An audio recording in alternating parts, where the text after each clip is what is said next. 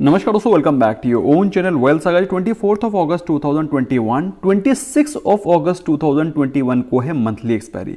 अब इस महीने जितनी भी वीकनेस रही थी, जितनी भी शॉर्ट पोजीशंस बनी थी, या तो उनको स्क्वायर ऑफ करना है या तो उनको अगले महीने के लिए रोल ओवर करना है। तो उसके लिए आपको अपनी शॉर्ट पोजीशंस को बाय करना पड़ता है। दोस्तों, जितनी भी शॉर्ट पोजीशंस बनी है उनको बाय करने के कारण ही out of 1800 stocks more than 1300 stocks were advancing और डिक्लाइनिंग स्टॉक्स वर 400, क्योंकि शॉर्ट पोजीशंस को तो बाय करना पड़ेगा ही पड़ेगा। और यही रीजन है दोस्तों कि आज निफ्टी 50 और निफ्टी बैंक में आपको अच्छी खासी तेजी दिखाई पड़ रही थी, और स्पेशली जहां जहां पर गिरावट रही थी वहां पर अच्छी खासी शॉर्ट कवरिंग आपको दिखाई पड़ रही थी, चाहे वो निफ्टी बैंक हो, mid cap, small cap, Nifty 50, और ओवरऑल आज आपको ब्रॉडर मार्केट में अच्छी खासी तेजी दिखाई पड़ी। और ऐसा मैं इसलिए बोल रहा हूं दोस्तों क्योंकि अगर आप सेम चीज ग्लोबल मार्केट्स में देखेंगे तो आपको दिखाई पड़ेगा कि ग्लोबल मार्केट्स में आपको उतनी जबरदस्त तेजी नहीं दिखाई पड़ रही। However SGX Nifty in the second trading session is also trading positive. अब दोस्तों, एसजीएक्स निफ्टी के बारे में अगर आपको नहीं मालूम है, you must watch my dedicated video on SGX Nifty, जिसमें कि मैंने आपको एसजीएक्स निफ्टी के दोनों सेशंस और एसजीएक्स निफ्टी के इंप्लीकेशंस और उसके इंटरप्रिटेशन के बारे में डिटेल में समझाया है। दोस्तों, आपने आज इंस्टाग्राम पे एक रील पढ़ा था जिसमें कि हम लोगों ने आपको बताया था कि बजाज फिनसर्व क्यों ऑल टाइम हाई पर चल रहा हो, करीब 8% इंट्राडे भागा है, अपने ऑलमोस्ट डे हाई पर क्लोज हुआ है। इसके अलावा अडानी पोर्ट, हिंडाल्को, टाटा स्टील जो कि काफ़ी दिनों से गिर रहे थे, शॉर्ट पोजीशंस ऑलरेडी बन रखी थी, वहां पर आपको अपनी शॉर्ट कवरिंग दिखाई पड़ी, जिसकी वजह से ये स्टॉक्स तेजी से भागते हुए दिखाई पड़े।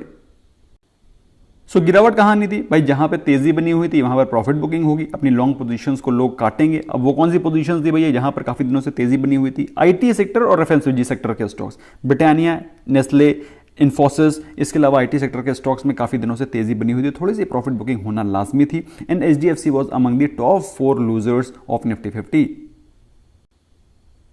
तो देखते हैं दोस्तों चार्ट पे क्या दिख रहा है। तो दोस्तों, चार्ट पे अगर आप देखें तो पिछले 2-3 दिनों की गिरावट के बाद आज निफ्टी 50 में थोड़ी सी पॉजिटिव कैंडल दिखाई पड़ रही है। अगर आप इंट्राडे चार्ट को देखें तो ऑलमोस्ट अपने डे हाई पर निफ्टी 50 क्लोज हुआ है। ऑलमोस्ट, आई वोंट से कि ऑल टाइम हाई या फिर अपने आज डे के हाई पर क्लोज हुआ है, but yes almost at the days high it has close. Last के हाफ एन आवर थोड़ी सी प्रॉफिट बुकिंग आपको दिखाई पड़ी, 16,600 के ऊपर क्लोजिंग हुई है, जो कि एक पॉजिटिव क्लोजिंग है। अगर वहीं बात करें हम लोग निफ्टी बैंक की, तो निफ्टी बैंक में भी अच्छा खासा मोमेंटम था।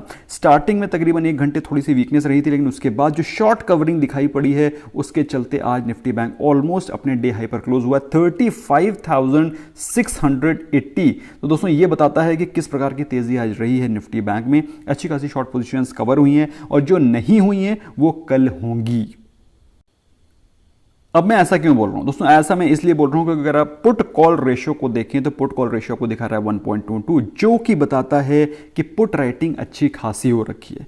जो भी पुट राइटिंग की पोजीशंस बनी हुई हैं, दैट मींस जो शॉर्ट पोजीशंस बनी हुई थी वहां पर शॉर्ट कवरिंग दिखाई पड़ेगी। अच्छी खासी पुट राइटिंग हो रखी है, जो कि तेजी का संकेत दिखाता है। कॉल राइटिंग रिड्यूस हो गई है, जो कि बताता है कि मार्केट में बियरिशनेस थोड़ी सी कम दिखाई पड़ेगी अगले आने वाले 1-2 दिनों में।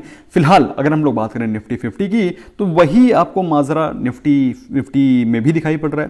पुट कॉल रेशियो इज 1.3, जो कि बताता है put writing is far more aggressive as compare to call writing. मतलब कि जो बड़े प्लेयर्स हैं उन्होंने अपनी पोजीशंस को पुट राइटिंग में तब्दील कर दिया है, और कॉल की जो राइटिंग की पोजीशंस थी उनको उन्होंने क्लोज कर दिया है, उसको उन्होंने अनवाइंड कर दिया है।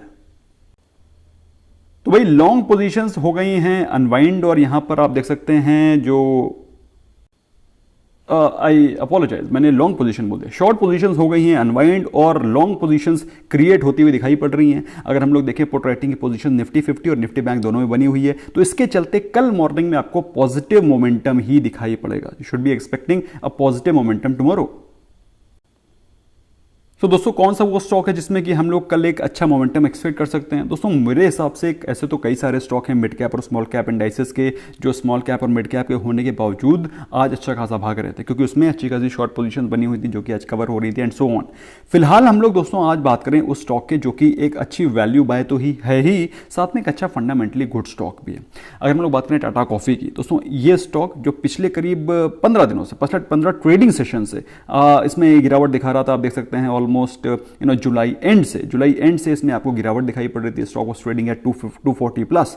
240 से गिर के दोस्तों ये स्टॉक पहुंच गया 180। आज वहां पर आपको एक वैल्यू बाइंग दिखाई पड़ी है।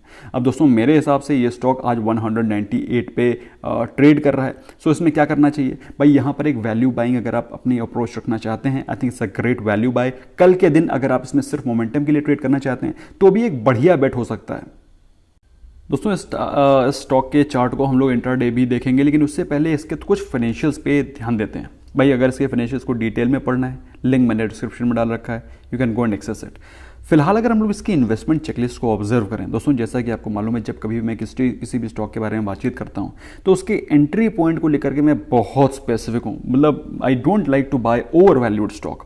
सो it's a good time to consider as stock is not in overbought zone. कोई भी रेड फ्लैग नहीं है कंपनी पे, अच्छे रिटर्न्स हैं as far as the dividend is concern. अच्छा, कंपनी के परफॉर्मेंस के बारे में बातचीत की जाए तो अगर आप देखें तो इंडस्ट्री का price to earning ratio is close to 49 और ये स्टॉक आपको ऑलमोस्ट उसके आधे प्राइस टू अर्निंग रेशियो पे मिल रहा है। मतलब एक अच्छे वैल्यूएशन पे एक बढ़िया stock. Dividend yield is close to 1%, although sector की डिविडेंड यील्ड तो और भी बेहतर है, लेकिन ये भी डिविडेंड यील्ड कोई खास खराब नहीं है। ओके, अगर आप इसके फाइनेंशियल ट्रेंड को देखें तो आपको दिखाई पड़ेगा स्टॉक का जो रेवेन्यू है वो साल दर साल बेहतर और इंप्रूव होता हुआ दिखाई पड़ रहा है। प्रॉफिटेबिलिटी भी आपको साल दर साल बेहतर और इंप्रूव होती हुई दिखाई पड़ रही है। कोई भी प्रोमोटर होल्डिंग प्लेज नहीं, ओवरऑल इन्वेस्टमेंट ग्रेड स्टॉक है। लेकिन मैंने दोस्तों ये स्टॉक इन्वेस्टमेंट ग्रेड के लिए लंबी अवधि के लिए लेने के लिए आपको नहीं बोल रहा हूँ। आपको इसको अगर लंबी अवधि के लिए लेना है, अपनी एनालिसिस करें, रिसर्च करें, फाइनेंशियल एडवाइजर से पूछें, फिर पैसे लगाएं। फिलहाल दोस्तों मुझे स्टॉक बेहतरीन लग रहा है। मेरे हिसाब से स्टॉक कल भी बेहतर मूवमेंट दिखा सकता है। मोमेंटम अगर ट्रेड करना चाहते हैं तो कल के दिन भी दोस्तों ये स्टॉक एक्सपेक्टेड है कि अच्छा मूवमेंट दिखा सकता है। हो सकता है कल के दिन वो थोड़ा सा रिट्रेस कर जाए, क्योंकि आज स्टॉक काफी अच्छा खासा 8% भाग चुका है। लेकिन दोस्तों यहां से अगर कोई रिट्रेसमेंट होता है तो वहां पर एक वैल्यू बाइंग की अपॉर्चुनिटी मुझे दिखाई पड़ती है।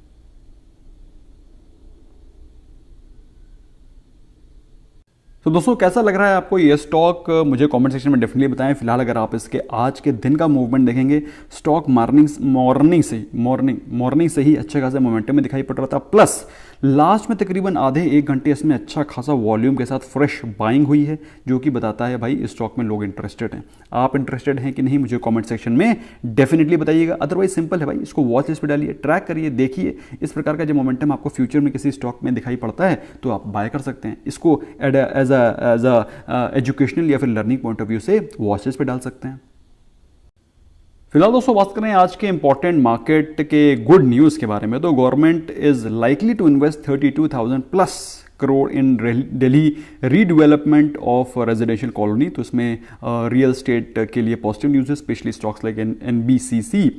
गवर्नमेंट में also ought for increase in subsidy in fertiliser. So दोस्तों ये स्टॉक स्पेसिफिक न्यूज़ है, स्पेशली फॉर फर्टिलाइजर स्टॉक्स। इसके अलावा बजाज फिनसर्व, जिसकी की न्यूज़ आपको इंस्टाग्राम पे बताई गई थी, Bajaj Finserv is likely to go up even more, क्योंकि इसका जो बिजनेस वर्टिकल्स हैं वो इंप्रूव हो रहे हैं और इंक्रीज हो रहे हैं। Bajaj Finserv has got the SEBI approval to set up AMC and mutual fund business, तो जिसके चलते उनका एक और वर्टिकल आ जाएगा, एडिशनल ऐड हो जाएगा, जिसमें कि एक अच्छा खासा रेवेन्यू और प्रॉफिटेबिलिटी इंप्रूव होगी।